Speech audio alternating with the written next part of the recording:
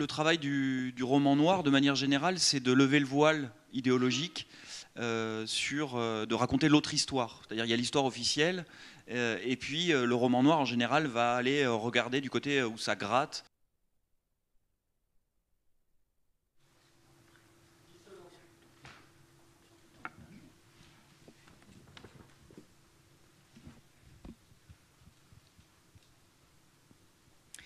Bonjour et merci d'être venu cet après-midi pour rencontrer Marin Ledin. Bonjour Marin Ledin. Bonjour. Voilà, qui nous a fait le plaisir de venir depuis chez lui. Donc il n'est pas parisien, donc c'est particulièrement sympa qu'il vienne nous visiter aujourd'hui. On va parler principalement de son dernier livre qui vient de paraître à la Série Noire chez Gallimard, Le Rameau Diable, et qui parle en fait de comment on pourrait dire ça, la saga du lobby du tabac. Enfin, on va préciser les choses. En fait, Marin, vous revenez au roman noir de critique sociale, qui est plutôt le genre dans lequel vous travaillez en général, même si voilà, il y a des fois des petits pas de côté, etc., comme récemment. Vous aviez commencé avec Les visages écrasés, qui était typiquement un roman noir de critique sociale, et qui était en fait un livre que vous aviez écrit après une expérience personnelle en fait, à France Télécom, où vous étiez chercheur, et vous y étiez au moment où il y avait ce fameux plan Next. On en a beaucoup parlé, il y a quelques mois ou quelques années, maintenant je ne sais plus, le procès de France Télécom, et donc vous aviez dans ce livre abordé les questions, toutes les nouvelles logiques managériales qui étaient à l'œuvre dans cette entreprise, et dont à l'époque l'objet était de faire partir un maximum de salariés. Vous avez écrit aussi un roman qui s'appelle Dans le ventre des mers, qui parlait de comment on pourrait appeler ça, les rêves fous du transhumanisme. Vous avez écrit L'homme qui a vu l'homme, où vous parliez de la sale guerre contre les militants basques d'ETA.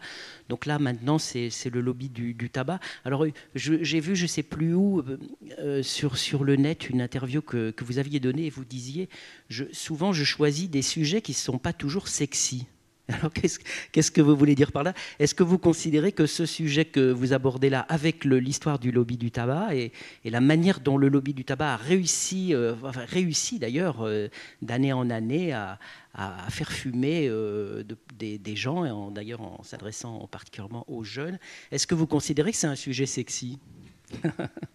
Le mot sujet sexy, je l'emprunte à une auteure de roman noir qui s'appelle Dominique Manotti, qui, en disant ça, explique que, alors, on se situe dans un genre, le genre polar, roman policier, roman noir, qui est associé au divertissement. En général, les gens achètent du polar pour se divertir, pour frissonner, pour passer du bon temps.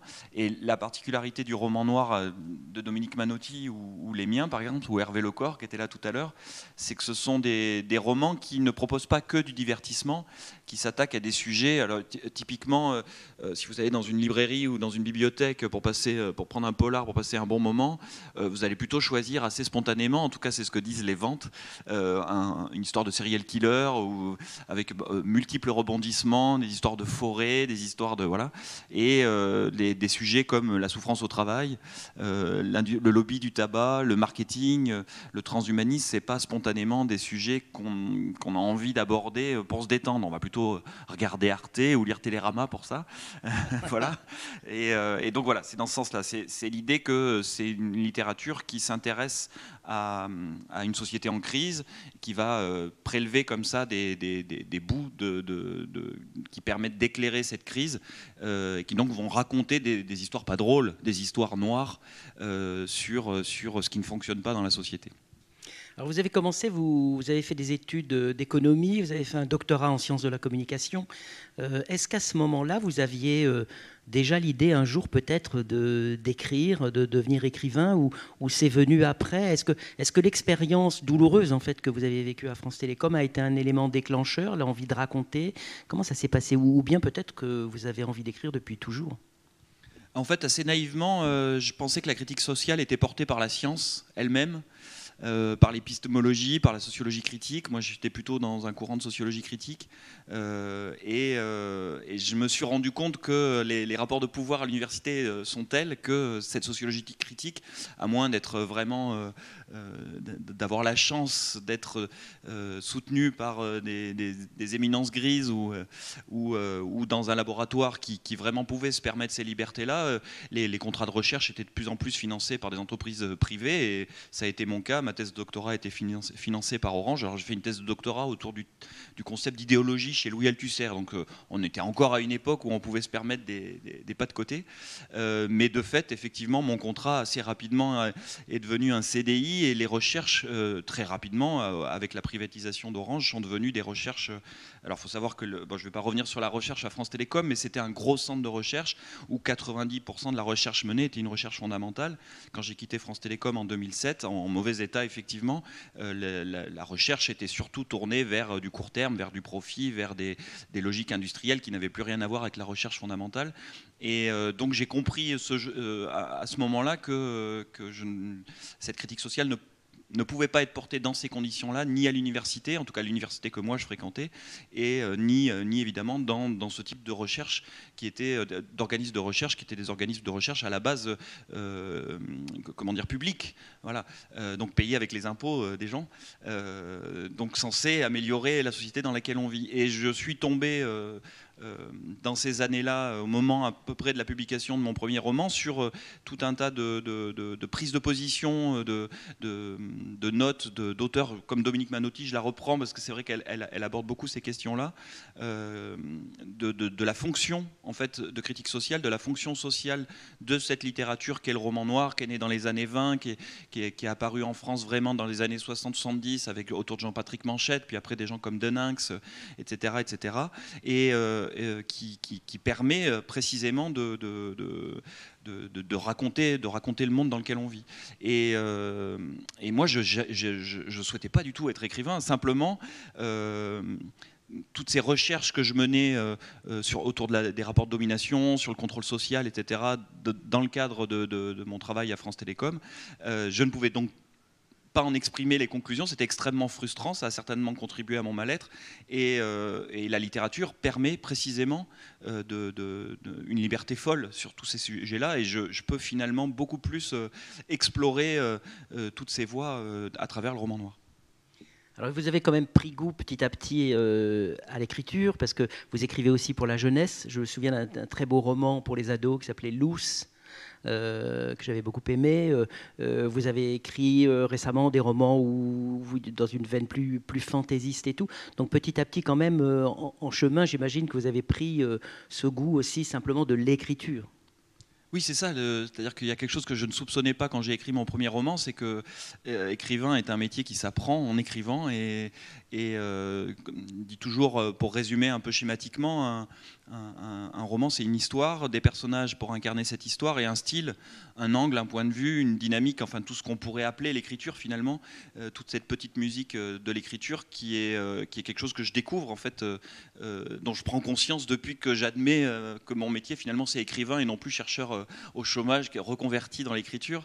L'écriture n'est plus un passe-temps, c'est devenu mon métier, et effectivement, moi j'apprends, voilà, je viens de la communication politique, j'ai pas fait d'études littéraires, espèce de sentiment comme ça, pas d'infériorité, mais de subordination un peu à tous mes contemporains ou mes pairs qui eux ont une culture phénoménale littéraire, ce qui n'était pas mon cas. Moi j'avais une culture de sociologue, je lisais de la philo, de la psychanalyse, et finalement j'étais très autodidacte dans la littérature, mais je ne décortiquais pas la littérature, et aujourd'hui je suis dedans, donc il faut que j'observe le chant tout en étant acteur du chant.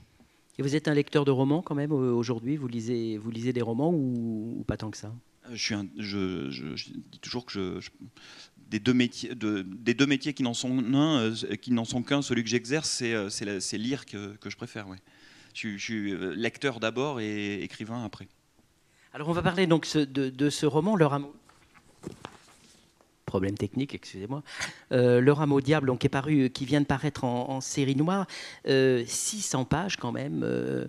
4 années de travail, et donc vous racontez la saga des marchands de cigarettes, l'industrie du tabac, sa façon emblématique d'ailleurs, parce qu'ils ont été des pionniers, parce que ça dure depuis longtemps, dans la façon de manipuler les consommateurs, la façon de contrôler la science, la façon d'influencer les politiques, et c'est tout ça que vous démontez dans votre livre. Alors on va bien sûr voir comment vous avez à un moment donné mis en fiction, puisque c'est une fiction, c'est vraiment un roman, on va en parler, et c'est même à certains moments un roman d'aventure, etc. Mais au départ, votre projet, c'était de partir d'une autre fiction. C'est ça qui est intéressant, c'est-à-dire que l'industrie du tabac a réussi à construire un grand récit pour valoriser l'acte de fumer. Alors j'aimerais bien qu'on commence par ça. C'est-à-dire que vous, ensuite, vous avez écrit une contre-fiction. Mais donc, cette première fiction, comment vous la découvrez? J'ai l'impression qu'elle vous a quand même bluffé, fasciné. Et quel est donc ce grand récit de l'industrie du tabac à partir duquel vous avez décidé de réagir? Ouais, alors le travail du roman noir, de manière générale, c'est de lever le voile idéologique de raconter l'autre histoire. C'est-à-dire il y a l'histoire officielle, et puis le roman noir en général va aller regarder du côté où ça gratte, va lever le voile d'une certaine manière la particularité de l'industrie du tabac, c'est qu'elle se construit initialement sur une fiction, qui est une fiction marketing, qui est une fiction commerciale, qui est une fiction publicitaire.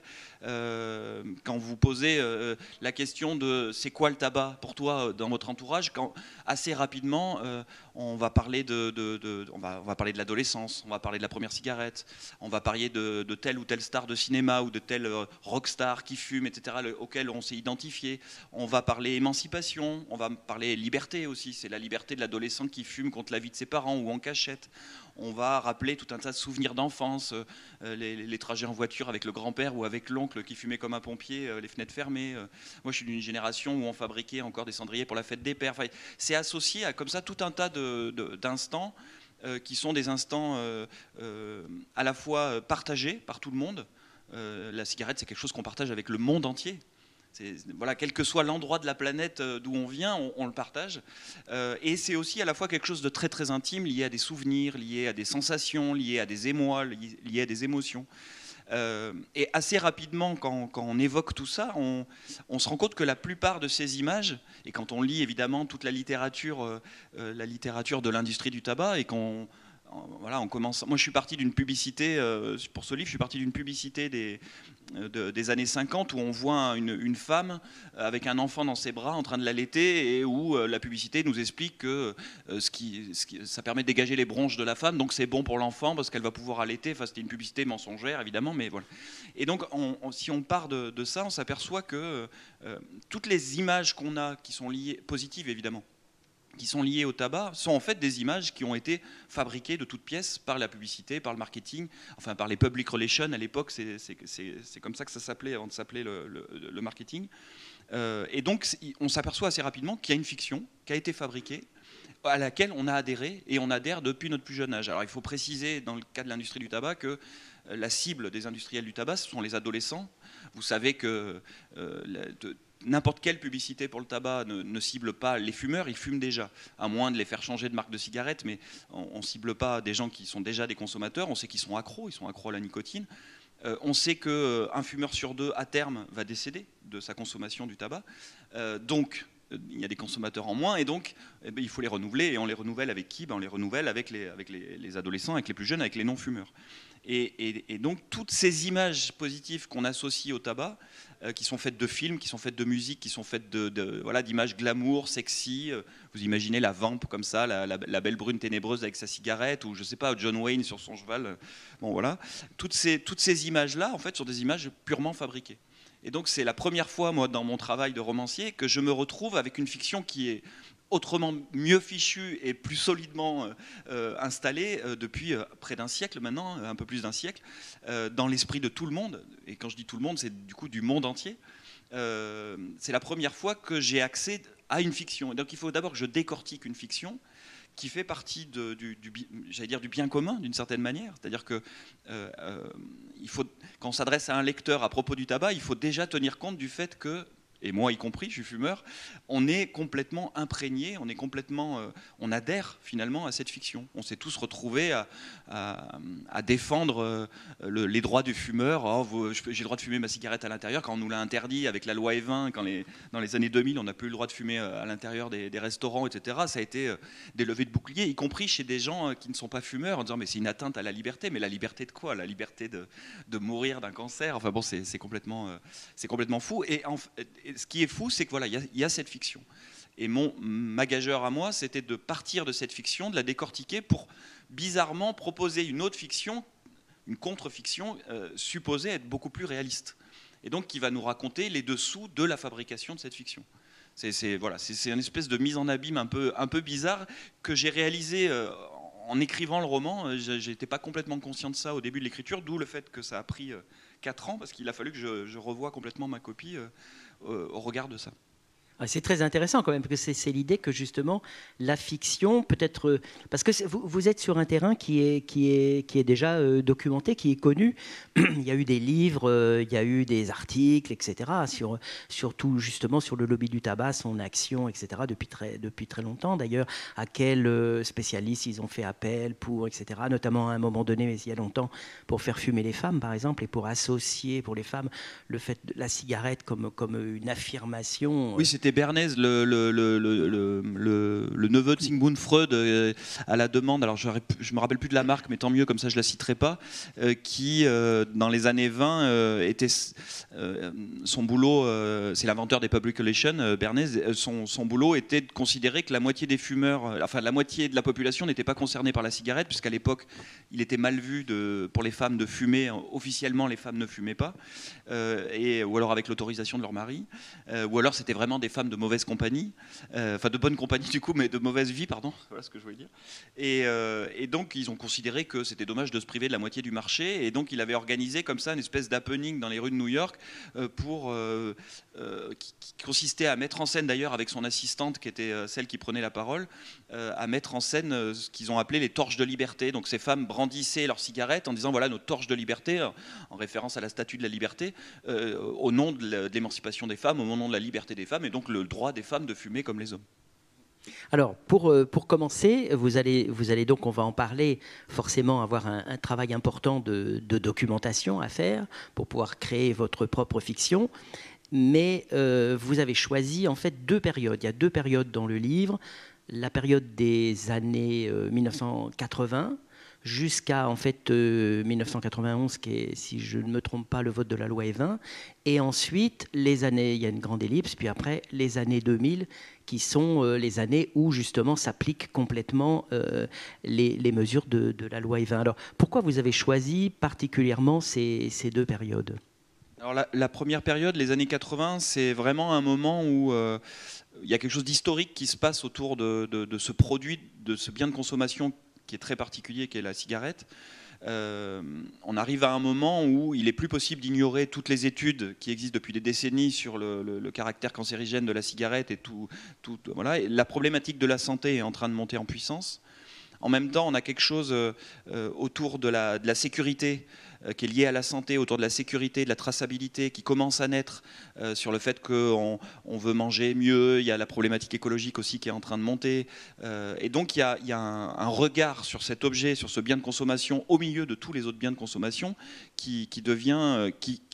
Qui rend la communication traditionnelle de l'industrie du tabac caduque. Et donc c'est vraiment un moment où l'industrie du tabac est obligée de se renouveler complètement. On ne peut plus faire de la publicité à destination des jeunes. Ça devient... voilà, on fume encore dans les émissions de télévision, mais on sait que ça va bientôt s'arrêter. Et donc l'industrie du tabac étant une industrie qui est extrêmement prescriptive, en matière de législation. Ils ont toujours anticipé, ils ont toujours 10 ans, 15 ans, 20 ans d'avance surtout. Ils ont inventé le droit des affaires. Enfin voilà, c'est une industrie qui prend les devants, et donc ils sentent bien qu'il va falloir qu'ils changent complètement leur stratégie. Et donc ils vont intégrer le fait qu'il va y avoir un double discours. La cigarette, pour résumer, va être à la fois, c'est ce que veut vendre leur publicité toujours un facteur de liberté et d'émancipation, et en même temps, il faut intégrer le discours qui va consister à dire fumer tue, enfin, tout ce qui préfigure tous les avertissements que vous allez avoir sur les paquets de cigarettes, et tout ce qu'on ne peut plus ignorer du tout. Et donc il va y avoir une espèce de revirement, c'est pour ça que cette période est passionnante dans l'industrie du tabac, de revirement de la logique marketing pour intégrer la critique, pour intégrer le fait que désormais, quand vous êtes fumeur, vous savez que vous allez en mourir, vous avez une chance sur 2 d'en mourir, vous savez que c'est toxique, et en même temps, vous continuez. Voilà. L'enjeu, évidemment, c'est que les gens continuent de fumer et ne s'arrêtent pas. Voilà. Et donc, c'est une période qui, pour ça, est vraiment passionnante, parce qu'elle est, comment dire, elle est en avance sur tout ce qu'on va avoir dans plein d'autres secteurs, et notamment le secteur de l'alimentaire, tout ce qui touche à l'eau, etc. etc. Et puis, la deuxième période, effectivement, c'est ce moment où toutes ces lois qui sont en préparation et auxquels participent activement par des effets de lobbying, par de l'influence, par aussi une intelligence, parce que c'est quelque chose que j'essaie de montrer aussi dans le livre, c'est qu'on a affaire à des gens qui sont extrêmement brillants, qui s'entourent des meilleurs dans ces domaines-là, enfin, ne serait-ce que parce qu'ils ont une force de frappe économique très très forte. Donc les années 2000, ça va être ce moment où toute cette intelligence, comment dire, où tout va être mis en application. Donc la loi Evin effectivement est appliquée, voilà. Et dans le même temps, la consommation, il y a eu les plans cancer, Chirac et Bachelot au début des années 2000. La loi Evin 91 est finalement appliquée en 2006 dans les entreprises, dans les lieux publics, etc. Et finalement, ça ne change rien à la consommation de cigarettes. C'est ça qui est fantastique, c'est-à-dire qu'en 20 ans d'une législation, c'est quand même le seul produit au monde qui est en vente libre partout. Même le 16 mars 2020, il y a les grandes surfaces qui sont ouvertes, les pharmacies et les bureaux de tabac. Ça paraît ahurissant quand on y réfléchit. Enfin, quand on en parle dans 30 ou 40 ans, que la cigarette n'existera plus, parce qu'un jour, ça sera un produit qui n'existera plus pour plein de raisons, parce qu'il sera plus rentable essentiellement, on trouvera dingue ce genre de moment. Et là, c'est passé un petit peu comme une lettre à la poste. Et donc, bon, tout ça pour dire que en 20 ans d'une législation très très dure, avec un produit dont on dit, enfin, quand vous le prenez, on le voit plus quand on est fumeur comme moi, mais vous avez quand même sur votre paquet fumé tue. Enfin, c'est génial. On n'a pas mangé du bœuf tue. Vous voyez, on n'a pas, voilà, alors qu'on sait que ça peut être potentiellement aussi, il peut y avoir des maladies cardiovasculaires ou des choses comme ça. D'ailleurs, parfois, c'est pas du bœuf, c'est du cheval. Ou il y a des scandales aussi là-dedans et tout. Mais la particularité de ce produit, c'est que c'est un produit schizophrénique. Mais pour autant, la consommation reste stable. Et ce qui est passionnant d'un point de vue romanesque, c'est que c'est un objet universel, quoi. C'est-à-dire que cette injonction paradoxale qui nous est faite à chaque fois qu'on allume une cigarette, qu'on regarde quelqu'un fumer une cigarette, on l'a parfaitement intégrée et elle nous touche tous. Et donc, c'est en ça que cet objet est intéressant, la cigarette, c'est que c'est un objet universel. Voilà. C'est un objet qui est éminemment paradoxal, mais qui est universel. Et dont on ne peut pas se contenter de dire c'est mal, ça ne suffit pas, parce qu'il y a tout ce travail qui a été fait par la publicité, par le marketing, tout un travail de fond pour fabriquer de l'ignorance, comme il y avait un documentaire il n'y a pas longtemps qui expliquait ça très bien, mais pour fabriquer aussi de l'adhésion, pas uniquement de l'ignorance, pour aussi fabriquer de l'adhésion, tout en s'appuyant sur des choses qu'on partage, qui sont en dehors de la cigarette, qui sont un besoin de rébellion, un besoin de liberté, un besoin de faire ce que je veux, et j'en ai marre qu'on me dise que je dois respecter la limitation à 80 km/h, si j'ai envie de fumer au volant de ma voiture à 81, je le ferai. Enfin, voilà, ça se mélange à tout un tas de choses complexes, et c'est en ça, c'est un objet romanesque passionnant. Alors, dans le roman, il y a beaucoup de choses. On va parler de toute la partie fiction, les personnages, tout ça, bien entendu. Mais il y a beaucoup de choses qui sont vraies, que vous avez documentées. Par exemple, toute l'action, l'action marketing, etc., mais l'action notamment auprès du sport, il y a un travail de fond qui est fait pour investir le milieu du sport, pour mettre la cigarette au cœur du milieu du sport, etc. Il y a le travail avec les scientifiques, c'est-à-dire on finance des recherches pour mieux soit les détourner, soit les occulter. Il y a tout le travail avec les politiques, que ce soit au niveau national, puisque là vous le situez quand même en France, même si après on s'en va dans toute l'Europe. Donc il y a l'Europe aussi, tout le travail qui est fait au niveau européen. Vous montrez à un moment comment l'industrie du tabac elle-même participe à la contrebande et donc en fait est complice des mafias, notamment au Monténégro, etc., pour avoir aussi sa part de profit de la contrebande. Tout ça qui est raconté dans le livre, d'abord, est-ce que c'est vrai? Est-ce que là-dessus, vous avez fait attention à toujours être vrai? Et comment vous avez travaillé sur la documentation? Parce que ça demande un boulot de documentation considérable, un livre comme celui-là. En fait, le plus compliqué, le plus long, ça n'a pas été de me documenter. D'abord, si vous vous intéressez au sujet, il y a la Bible qui s'appelle Golden Holocaust d'un chercheur américain qui s'appelle Robert Proctor. Voilà, tout ce que je dis dans le roman est 1000 fois mieux documenté, beaucoup plus précis dans ce livre de Proctor.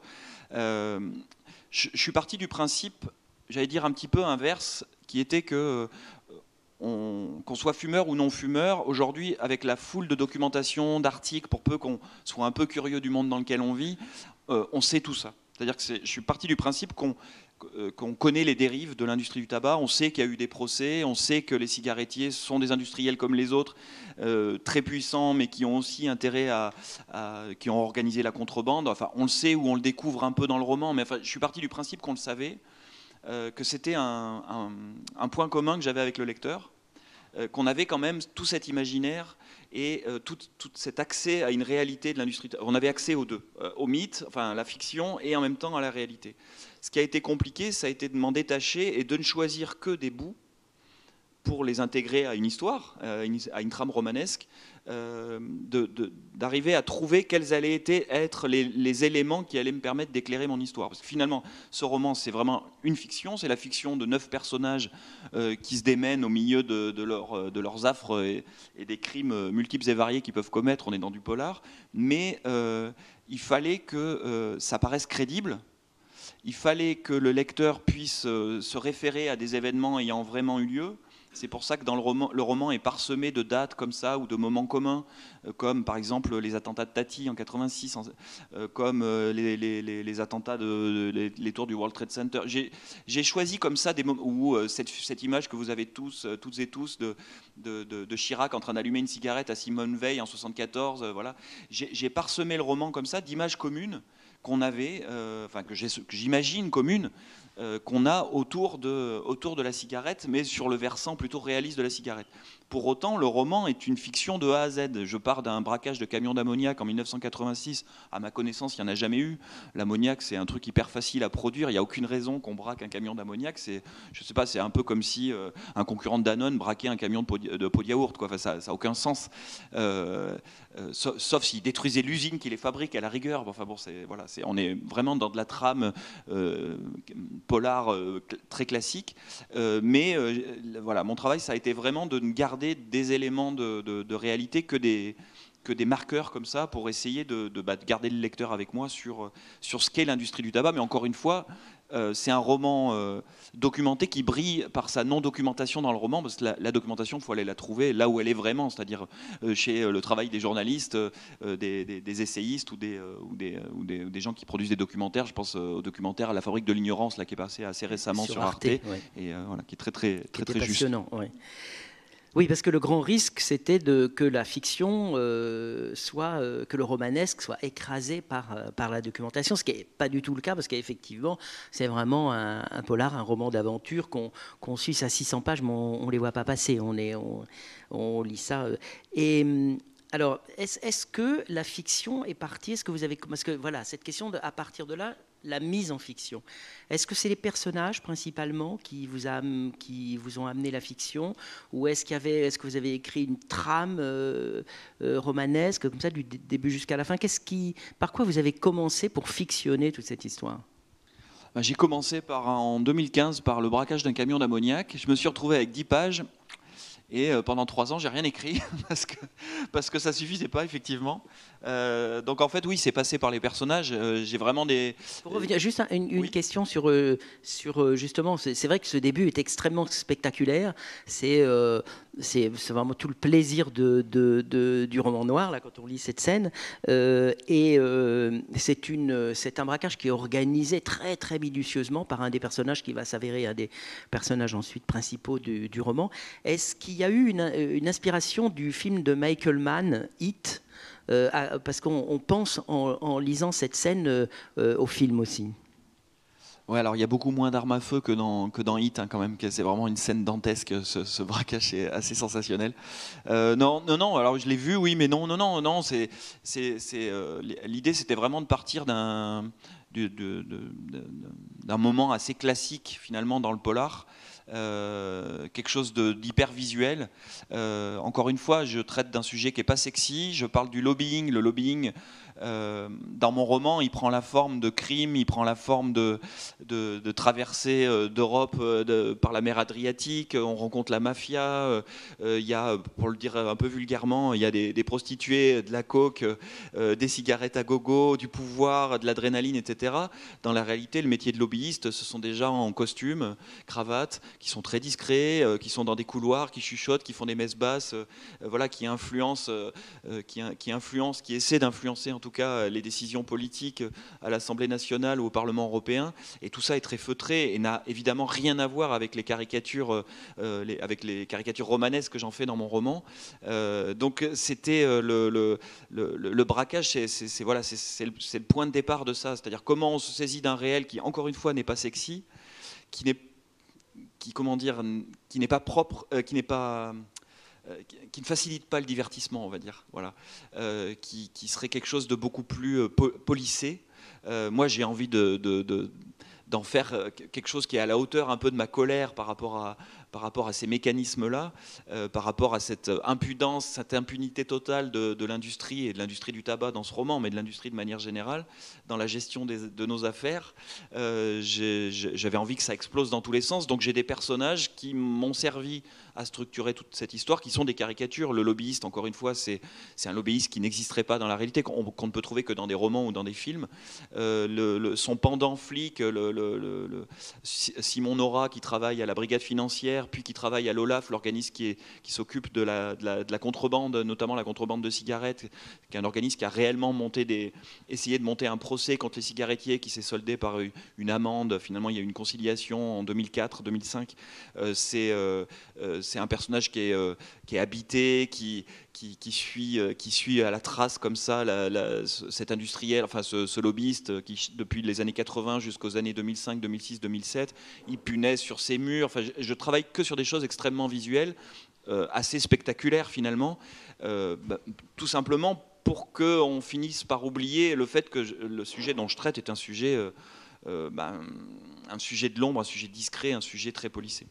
Alors c'est vrai que par exemple, reprenons le personnage du lobbyiste qui s'appelle David Bartels dans votre roman. C'est vrai que c'est un personnage très romanesque, que vous avez poussé comme ça un certain nombre de traits, mais il est quand même très typique de l'époque. Là, on est au début des années 80, parce que c'est quelqu'un qui a fait HEC, qui a fait l'ENA, qui a commencé par travailler dans les cabinets ministériels, et puis qui à un moment crée sa boîte de consultants et va avoir le lobby du tabac comme client principal, mais certes il est un peu caricatural et puis d'ailleurs il fait lui-même le coup de main à certains moments, ça évidemment on est loin de la réalité, mais c'est quand même il a des côtés positifs, c'est qu'en fait c'est un génie du marketing et du lobbying, et son parcours est intéressant parce qu'il ressemble, c'est à partir des années 80 qu'on voit ces parcours, qu'on voit ces gens qui sont au service de l'État et qui passent dans le privé. Alors aujourd'hui, on le voit tout le temps, puis les allers-retours, etc.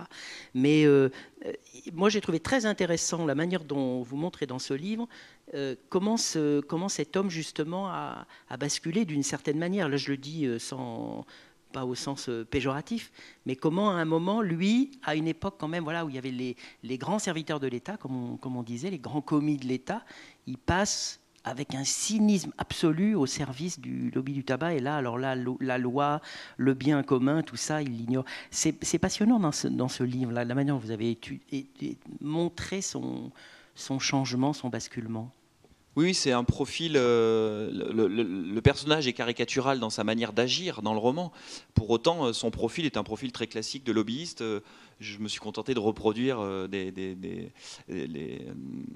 tout en les transformant un petit peu pour les besoins de l'histoire, mais de reproduire des parcours très classiques dans les années 80 de ce qu'on pourrait appeler des traîtres à la République, c'est-à-dire des gens qui ont été formés aux grandes écoles, pour devenir des serviteurs de l'État, que ce soit en devenant haut fonctionnaire, en devenant conseiller politique, conseiller ministériel, ou etc., ou éventuellement d'embrasser une carrière politique derrière, et qui finalement, à un moment donné, ont fait le choix, c'est vraiment le propre de ces années-là, des années fric, un peu à l'image d'une personne qui, pour le coup, ne vient pas de ce sérail-là, comme quelqu'un comme Bernard Tapie, par exemple, qui fait figure de modèle à une époque, et ces gens-là ont préféré des salaires beaucoup plus élevés, effectivement, ont préféré comment dire, mettre leur intelligence, mettre leur réseau, mettre leur savoir-faire au service d'une industrie, ce qui est le cas de Bartels. Voilà. Donc il est représentatif d'une certaine manière d'une époque, voilà, de ce que j'appelle rapidement les traîtres à la République.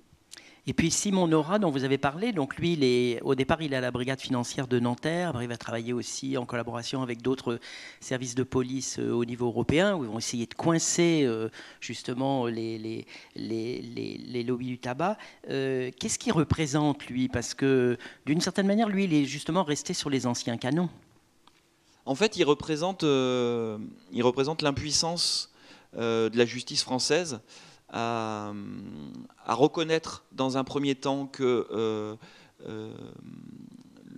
le crime, enfin il y a une nouvelle forme de crime qui est en train d'apparaître, qui est un crime, j'allais dire institutionnel, un crime officiel, un crime en col blanc, enfin une série, un pack de crimes qui est en train d'apparaître, qui est quelque chose de complètement nouveau, qui apparaît avec la financiarisation, qui apparaît, voilà. Alors aujourd'hui, on a tous en tête toutes ces affaires qui ont fait scandale, Madoff, etc., etc.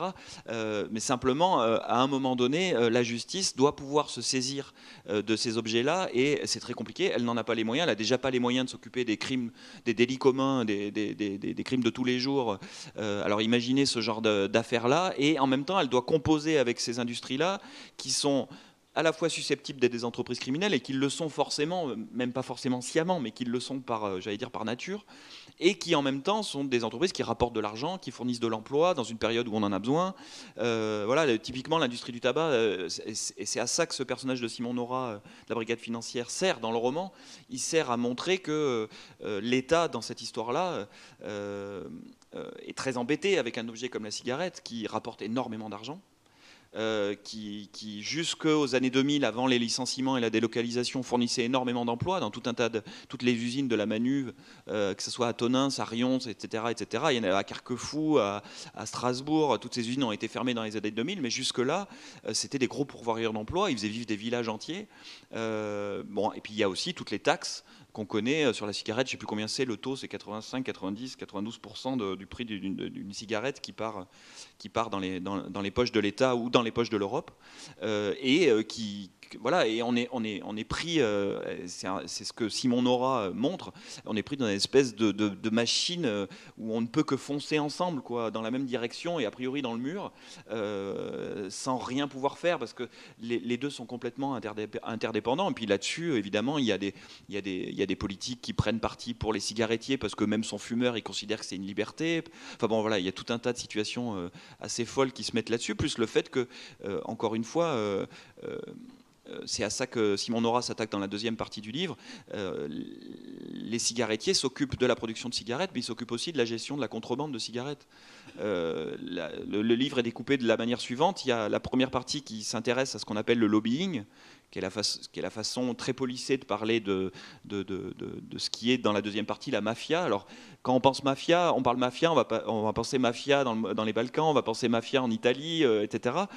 En réalité, le lobbying est une forme de mafia. Simplement, c'est une mafia légale. Voilà.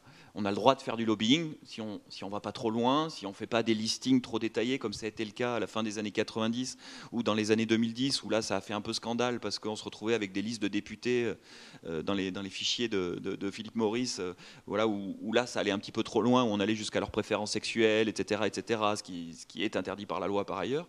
Mais tant que le lobbying est fait de manière relativement fine, c'est légal. Pourtant, c'est quand même de la mafia, d'une certaine manière. Ce sont des pratiques mafieuses pour la plupart.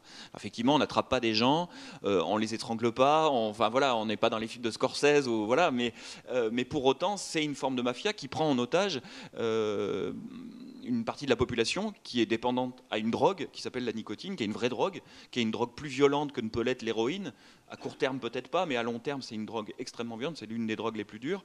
Mais c'est une drogue légale. Enfin bon, voilà, il y a tout ce truc-là, toute cette mécanique d'interdépendance entre le public, entre le souci de santé des citoyens, le souci de respect des droits des consommateurs aussi, qui s'est greffé depuis les années 80. Il y a ce souci du droit du consommateur, et en même temps le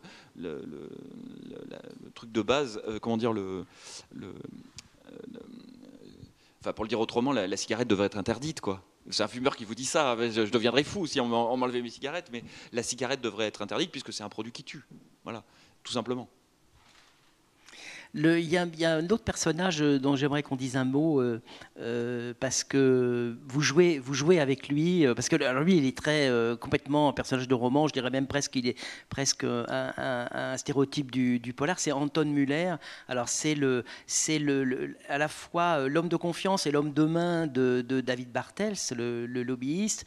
Et lui, on le voit vraiment sur le terrain, revolver à la main, enfin lui, il fait quand même la basse besogne. Il est vraiment typiquement un personnage de polar. J'ai l'impression que vous êtes bien amusé avec lui. Enfin, moi, voilà, ça n'a peut-être pas beaucoup d'intérêt, mais moi, c'est mon personnage préféré. Oui, bah, il me fallait une figure un peu haute en couleur. Alors effectivement, c'est un tueur.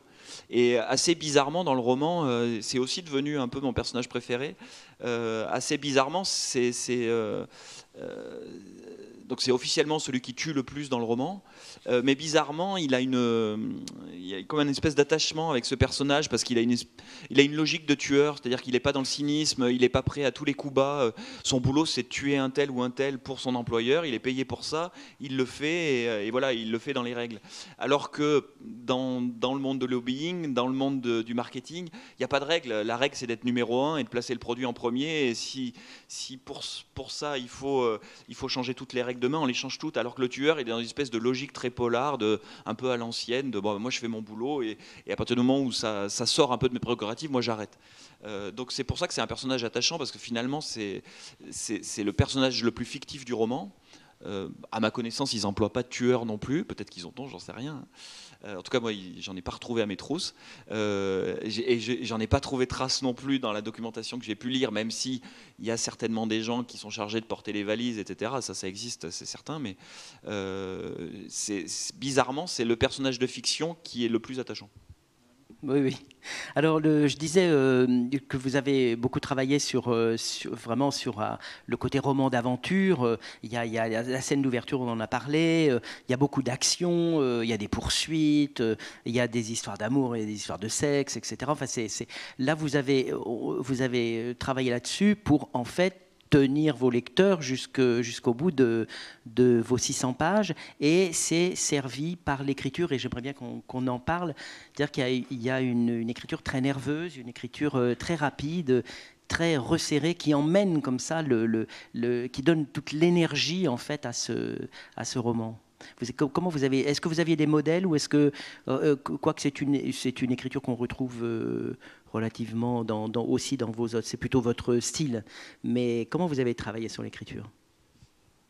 L'écriture, c'est quelque chose d'assez classique dans le roman noir. C'est ce qu'on appelle l'écriture behavioriste, comportementaliste, c'est-à-dire que l'idée, c'est d'être le moins verbeux possible. Paradoxalement, alors que c'est un sujet qui paraît très documenté, l'idée, c'est d'être uniquement sur de l'action et sur des dialogues pour montrer, non pas pour dire. Voilà. Donc c'est une écriture qui montre des personnages agissants, donc avec un découpage qui fonctionne beaucoup sur l'ellipse. Il y a une ellipse effectivement de 10 ans entre la première partie et la deuxième partie, mais y compris dans chacune de ces parties, je couvre quand même au total une période de près de 20 ans. Il y a énormément d'ellipses. On est focalisé sur des scènes, l'écriture est au présent. Parce que c'est une écriture en train de se faire sur un sujet qui est en train de se faire, qui n'est pas terminé. Ce sont effectivement des phrases assez courtes. Ça ne veut pas dire qu'il y a de l'action au sens où, à part le braquage au début et quelques scènes où oui, il y a un peu d'action parce qu'on est dans du polar, mais c'est pas un polar dans lequel il va y avoir des scènes de course-poursuite en voiture en permanence. Non, non. La plupart des scènes d'action, ça va être une conférence de presse donnée par la Ligue du cancer, auquel participent les lobbyistes parce qu'ils y sont tenus, parce qu'ils influencent aussi là-dedans. Ça va être une scène de créative, comment on appelle ça, de pas focus group, Comment ? Brainstorming. Oui, de brainstorming autour d'un mug pour préparer la publicité enfin en tout cas la promotion d'une marque de cigarettes. Ça va être des scènes de discussion sur les bords de circuits de Formule 1. Pour autant, c'est pas voilà, ce que j'appelle de l'action, c'est ça, c'est simplement de montrer un lobbying en train de se faire par des petites scènes comme ça, et avec évidemment comme fil rouge cette intrigue générale et entrecoupée de scènes un peu plus polar, quoi. Donc c'est une écriture qui est vraiment centrée sur le montrer le lobbying en train de se faire. Alors je vais vous passer bien sûr tout de suite la parole pour que vous puissiez à votre tour poser des questions ou faire des remarques à Marin Ledin. Simplement, juste une dernière question, puisqu'on parlait des dialogues. Et dans le livre aussi, évidemment, on croise beaucoup de personnes qui sont des personnes réelles. Par exemple, Bernard Kouchner, qui a été à ce moment-là ministre de la Santé, ou le maire d'Issy-les-Moulineaux, Santini, etc., etc., et plein d'autres aussi, des gens du milieu du sport, etc. Alors là, comment vous faites ? Parce que vous les faites parler, en fait. Vous les faites parler, donc comment vous faites ? Vous vous donnez toute liberté pour leur faire tenir les propos que vous voulez, ou bien quand même là, enfin je sais pas, comment vous faites ? J'essaie de ne pas avoir à travailler avec le service juridique de Gallimard qui me demanderait de faire plein de coupes dans mon roman, parce que ça pourrait être dangereux. En fait, je travaille sur des interviews qui existent vraiment. Donc pour la plupart des personnages réels qui interviennent dans le roman, j'ai repris des dialogues ou des interviews, des choses que j'avais pu lire dans la presse ou dans les archives de l'INA. Voilà, alors peut-être que je les coupe un peu de leur contexte parfois, mais évidemment à chaque fois ce sont des gens qui gravitent autour de l'industrie du tabac, soit parce que ce sont des acteurs qui à un moment donné ou un autre dans un film ont fait la promotion ou ont touché un cachet pour pouvoir faire la promotion d'une marque, comme ça se faisait légalement à une époque, ou toujours d'ailleurs. Soit parce que ce sont des politiques qui, côté prévention ou au contraire côté défense des droits des fumeurs, comme c'est le cas de Santini, qui est célèbre pour ça, pour être quelqu'un qui défend la liberté de fumer. Et donc j'ai repris en fait des éléments de réalité que j'ai mis, voilà. Et de temps en temps, je m'amuse un petit peu, sans rentrer dans la vie privée de ces personnes-là, juste en utilisant leurs personnages publics, qui sont aussi des personnages romanesques. Mais je les prends à chaque fois comme, encore une fois, c'est l'exemple de Kouchner, ce sont des marqueurs aussi d'une époque. C'est-à-dire qu'à un moment donné, il y a des figures comme ça, il y a les plans cancer Chirac, donc on ne peut pas passer à côté de Chirac et de cette image de Chirac en train de fumer, parce que ça fait partie de son personnage aussi, de son personnage public, ça fait aussi partie de l'imaginaire. Et donc il est associé, qu'on le veuille ou non, à la cigarette, même si c'est pas quelqu'un qui a particulièrement défendu le droit de fumer. Voilà, et donc Kouchner, ministre de la Santé, avec des prises de position très controversées selon ses ministères sur cette question-là, et donc c'est amusant de jouer avec ça, tout en restant sur de la documentation de faits réels, quoi. Voilà. Je ne me suis pas amusé à leur inventer des combats ou des batailles qu'ils n'avaient pas. Oui, d'ailleurs, j'ai vu que vous aviez eu une critique dans je ne sais pas si c'est une revue ou si c'est uniquement sur Internet, parce que je l'ai trouvé sur Internet, ça s'appelle Le Monde du Tabac. Ça a l'air d'être une publication des marchands de cigarettes. Et c'est une critique, bon, elle est un petit peu ironique, elle est un peu piquante, mais en fait, en gros, j'ai trouvé ça magnifique quand même. D'abord, je me dis qu'ils n'ont pas dû trouver grand-chose à dire, parce qu'il n'y a rien de précis, ils ne vous accablent pas, au contraire, ils disent que c'est plutôt pas mal. Oui, c'est sorti le jour d'ailleurs le jour de la sortie du livre, et ce qu'on redoutait un petit peu, à savoir les services juridiques des cigarettiers, qu'on ne cite pas dans le roman, parce que j'ai inventé le nom d'un groupe de cigarettiers dans le roman, donc voilà, je fais référence à aucune marque en particulier, même si mes personnages fument des marques, ce qui d'une certaine manière est un placement de produit, je devrais leur réclamer de l'argent d'ailleurs. J'ai oublié Non, mais je disais que c'était oui, la revue des tabacs, en fait, oui, c'est une revue des buralistes qui est voilà, qui est assez active et qui fait beaucoup de veille. Surtout, voilà, dès qu'il y a une BD, dès qu'il y a un livre ou un essai qui sort ou un documentaire, ils en parlent, c'est leur boulot et ils font une recension. Ils le font de manière suffisamment froide et distante pour qu'on ait l'impression que le livre a aucune importance. Mais bon, ils le font remarquer quand même. Oui, c'est ça. Mais je me suis dit, bon, donc il ne devait pas y avoir grand-chose qui pouvait... Mais ils font bien leur boulot, finalement. Ils font bien leur boulot. En plus, si réellement ils n'avaient pas le livre à l'avance, qu'ils l'ont sorti la critique le jour de la sortie du livre, ils ont lu les 800 pages dans la journée, ils sont quand même forts. Oui, j'ai vérifié auprès de l'attaché de presse, on leur a pas envoyé de service presse. Bon. Donc ils se le sont procurés eux-mêmes. Ou alors peut-être que vous étiez espionné sans le savoir pendant que vous écriviez votre livre et qu'ils l'avaient lu depuis longtemps. Alors, je vous passe la parole si vous souhaitez poser des questions ou faire des remarques à Marin Ledin pendant que nous le tenons, parce qu'après il va repartir chez lui. Qui veut on a un micro qui peut... Ah, très bien, merci beaucoup. Qui veut prendre la parole en premier ?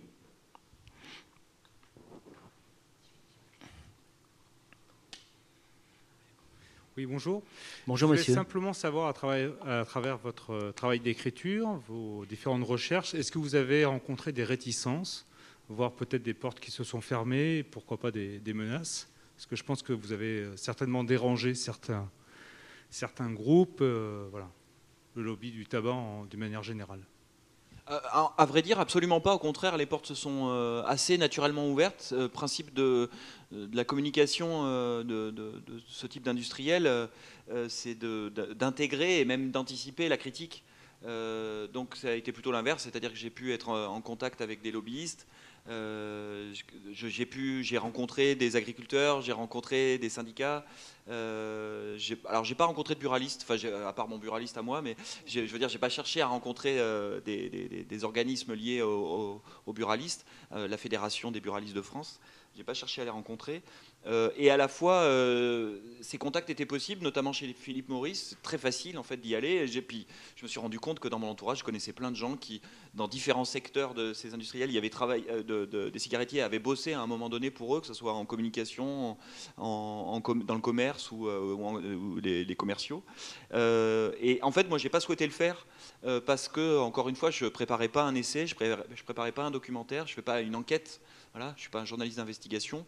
Mon travail à moi, c'était de fabriquer une fiction, d'essayer de raconter cette histoire-là. Mais finalement, l'industrie du tabac ne m'intéresse pas plus que l'industrie de manière générale. C'est juste que cet objet-là, la cigarette, est fascinant parce que c'est un objet... qui est partagé, qu'on fume ou qu'on ne fume pas, encore une fois. C'est un objet que pour le consommer correctement, il faut nuire à sa propre santé. C'est un objet d'obsolescence programmée. À chaque fois qu'on parle de la cigarette, on recoupe tout un tas de thématiques qui touchent à tous les biens de consommation aujourd'hui, en particulier dans le secteur alimentaire d'ailleurs. C'est vraiment intéressant. Mais donc non, aucune résistance, aucun problème. Et j'allais dire... Au contraire même, c'est-à-dire que d'une certaine manière, mon livre parle de choses qui font partie du passé. Peut-être que si je m'étais intéressé à toutes les offensives actuelles, à toute la politique qu'il y a pour essayer notamment autour de la cigarette du tabac chauffé, autour de l'anticipation d'une législation qui va continuer de se durcir, ils le savent de toute façon. Hein, le boulot législatif de l'industrie du tabac, ce n'est que de reculer l'échéance. Vous voyez, on prend toujours l'exemple du menthol. Le menthol, au départ, est apporté à la cigarette pour séduire un public féminin, jeune, les adolescents, parce que ça rend la cigarette plus doux, moins âpre à la bouche, etc., dans la gorge. On sait depuis très longtemps, depuis plusieurs décennies, que le menthol est hautement cancérigène, qui développe plus les alvéoles, donc qui s'introduit encore plus, le goudron s'introduit encore plus, etc. Et il vient d'être interdit à peine maintenant, 40 ans, 50 ans plus tard. Donc, leur boulot, c'est de reculer les échéances. Donc moi, je leur parle d'une histoire qu'ils connaissent par cœur, qui date même pas de 1986, c'est-à-dire que ce qui se passe en 1986 dans l'industrie du tabac, eux, ils l'avaient déjà anticipé dans les années 60-70. Donc en fait, je leur parle du passé, le passé ne les intéresse pas, donc ils n'ont aucune raison. À la limite, ça fait partie du folklore, quoi. Ça fait partie des belles images qu'on met dans une salle d'archives. Enfin, paradoxalement, c'est ça, c'est une critique c'est comme un coup d'épée dans l'eau. Enfin, bon, voilà. Quelqu'un d'autre veut poser une question? Veut le micro? Oui. On va vous passer le micro juste après, madame. Bonjour, madame. Je voulais juste comprendre votre itinéraire d'écriture. Si j'ai bien compris, en fait, votre premier livre, je vais me dire si c'est votre premier livre, Visage écrasé, c'est un livre de non-fiction, en fait, basé sur votre propre expérience. Et vous arrivez là au côté romanesque. Enfin, voilà, j'aimerais bien que vous nous parliez de ça. Est-ce que vous aviez commencé à travailler sur cette histoire du tabac dans une optique documentaire et puis finalement vous avez été amené vers la fiction? Voilà, quel est votre itinéraire de ce point de vue-là? Oui, alors je me suis mal expliqué tout à l'heure. En réalité, les visages écrasés, donc pas tout à fait mon premier livre, mais qui est le livre qui m'a un peu fait connaître, c'est vraiment un travail romanesque pur. J'avais déjà en fait co-signé avec une médecin psychiatre qui s'appelle Brigitte Font-Lebré et un sociologue qui s'appelle Bernard Floris un essai qui s'appelle Pendant qu'il compte les morts, dans lequel on parlait sous forme la plus simple possible de comment naissent les mécanismes de violence au travail et en quoi ils génèrent la souffrance au travail, et notamment les suicides à travers le cas de France Télécom, où je n'étais déjà plus depuis 3-4 ans, j'avais démissionné 3-4 ans plus tôt. Moi, j'y ai travaillé de 99 à 2007.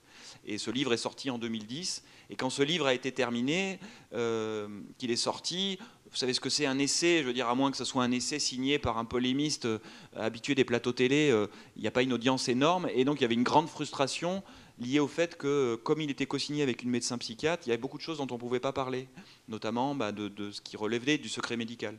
Alors que dans un roman, tout ce qu'on avait dû évacuer pour des raisons de protection des gens en fait, dans l'essai, dans un roman, je pouvais les exploiter. Donc j'ai écrit ce roman ensuite, Les visages écrasés, qui est vraiment un roman. C'est l'histoire du médecin du travail qui tue des salariés pour abréger leur souffrance. On est vraiment dans du roman.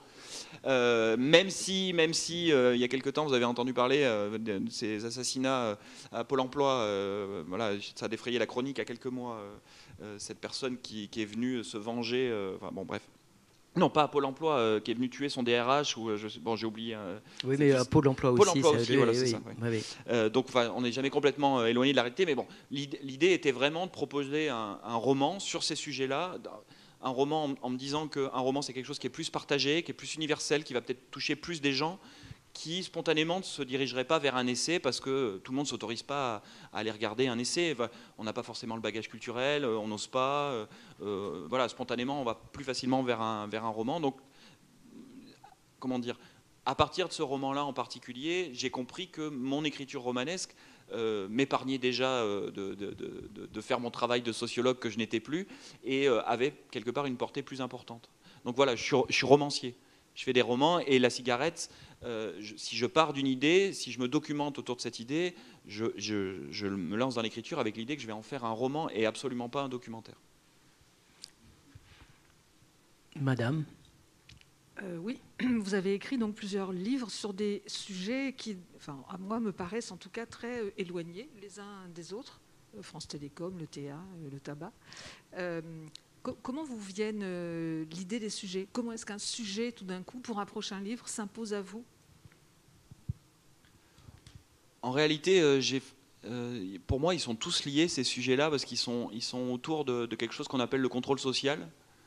Contrôle, autocontrôle, et la manière dont, dans une démocratie comme la nôtre, qui est une démocratie politique, mais qui est aussi une démocratie économique, une démocratie de consommation, qui est un objet assez complexe, comment on fabrique de l'acceptation, comment on accepte, voilà, donc pourquoi mon bouquin sur les suicides au travail, pourquoi on accepte à un moment donné d'organiser le travail tout en sachant qu'une des conséquences, c'est de la violence et de la souffrance. Comment on fait pour la grande question de ce roman, c'est alors que quand il y a un problème au travail, on peut choisir de partir, on peut choisir de se battre. On est dans un pays où même si le droit du travail est attaqué, on a la possibilité de se battre.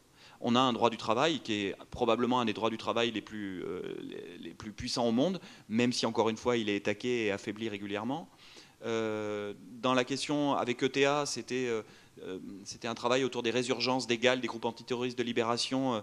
Vous savez, dans les années 80, c'était des milices paramilitaires, voilà, probablement montées et financées par l'État espagnol pour tuer des militants d'ETA ou présumés militants d'ETA, parce qu'il y a eu beaucoup de civils qui sont morts. Et il y a eu des relents nauséabonds et des résurgences à la fin des années 2000 avec un certain nombre de disparitions, d'enlèvements relativement inquiétants et avérés d'ailleurs pour certains depuis.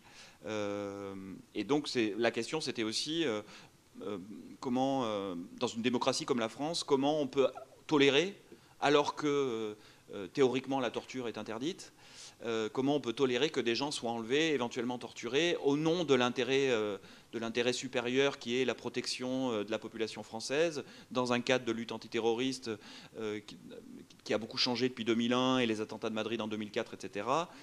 Voilà. Et là, pour la cigarette, c'est la même chose. C'est-à-dire qu'encore une fois, dans un état de droit comme le nôtre, comment on peut tolérer qu'un produit comme la cigarette, dont on sait depuis des décennies et des décennies, enfin, vraiment c'est depuis 60 ans, 70 ans qu'on sait et qu'on prouve scientifiquement que c'est un produit toxique, pourquoi on accepte ça et pourquoi on continue de fumer et pourquoi il n'y a pas à un moment donné une prise de conscience nationale de dire bon, ce produit-là on va l'interdire. On est capable d'interdire un ours en peluche parce qu'on estime qu'il ne correspond pas aux normes. Alors je ne connais pas le nom des normes, mais voilà, on va estimer qu'il est dangereux sur le marché européen. Mais par contre, pour la cigarette, non. On sait que les filtres pour les cigarettes sont des accélérateurs. Mais voilà, en ce moment, il y a un pays, la Nouvelle-Zélande, ils sont en train de mettre en place une vraie politique publique pour interdire la cigarette. Première mesure, on interdit la cigarette aux moins de 15 ans. Il va y avoir des amendes, il va y avoir des peines de prison pour ceux qui leur vendent de la cigarette, etc. On interdit les filtres. Voilà. Le filtre dans la cigarette, c'est supposé être quelque chose qui protège les poumons. Évidemment, c'est un accélérateur de nicotine, donc de dépendance, etc. Et donc, si on voulait mettre en place une vraie politique publique anti-tabac, on pourrait le faire. Simplement, on ne le fait pas pour plein de raisons politiques, éthiques, morales, collectives. Enfin bon, voilà, c'est très complexe. Donc, à chaque fois, il y a cette question de comment se mettre en place des mécanismes d'acceptation individuelle et collective qui font que, dans une société donnée, tel ou tel produit va être rejeté ou au contraire valorisé ou accepté. Quelqu'un d'autre souhaite la parole ? Non, mais de toute façon, il est 4h30, c'est le moment où on doit s'interrompre. Donc je vous rappelle Le Rameau au diable, le titre du dernier roman de Marin Ledain dont on vient de parler. Je vous en recommande très très vivement la lecture, c'est passionnant et très agréable, c'est une vraie aventure de lecture très intéressante. Merci Marin d'être venu jusqu'à nous aujourd'hui. Merci Michel Abesque. Merci de votre attention et puis on vous libère parce que si vous avez envie de fumer, ça fait déjà 1 heure sans cigarette, c'est long. Bon après-midi.